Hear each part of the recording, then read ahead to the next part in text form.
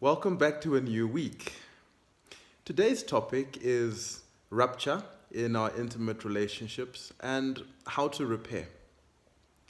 Rupture is inevitable in our intimate relationships.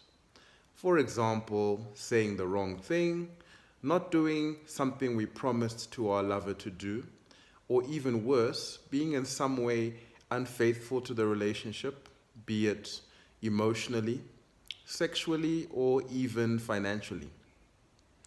The pain is more acute because of the expectation we have towards our lover, and rightly so. Intimate love relationships, like marriage for example, are unique bonds. The good news is repair can make the bond even stronger. It doesn't mean we forget, but rather we feel secure again, that we matter in the relationship because there has been that repair. Repair happens first by apologizing to our lover for injuring the relationship. Second, allowing the injured lover to name explicitly the nature of the rupture and its impact on them and others. Finally, by accepting this impact as the injuring party.